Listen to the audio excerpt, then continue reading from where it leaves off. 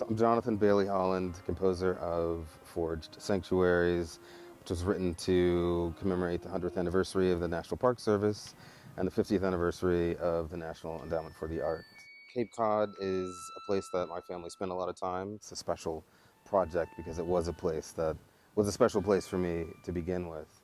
And it was great to just be able to kind of reflect on that and then create something to sort of celebrate. This is sort of a perfect vantage point to kind of explain what Forged Sanctuaries is about. The area right behind us is Salt Pond, which was a kettle pond, which was originally forged from a piece of ice that came off of a glacier thousands of years ago. Thinking about this piece and thinking about national parks in general, many of them are these amazing locations that were sort of violently created.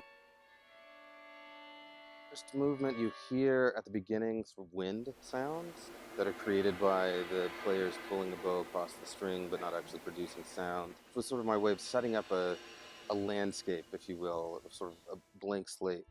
And then it begins with these sounds that sort of represent snow falling.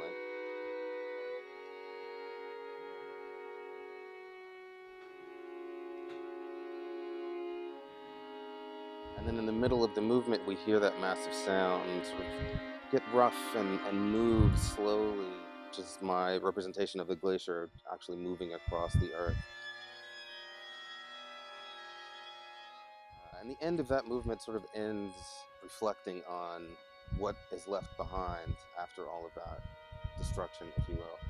And the second movement of the piece, it's called the hypnosis of tides, and it's just about the fact that when you go and sit at the water, you can't help but sort of be lulled into a sort of hypnotic state by uh, the lapping of the waves on the shore or the crashing of the waves on the shore, depending on the different type of waterways.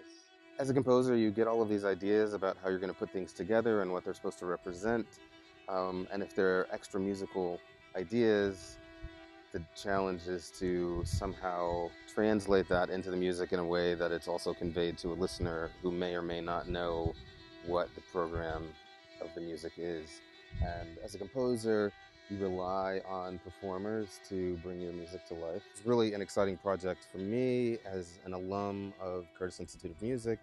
And with Curtis on tour performing the piece, it's great to be able to connect to a current class of students at the school. Park Service and the National Endowment for the Arts kind of came together on this project. Artists always are turning to nature either as a place to create or as inspiration behind what they're creating.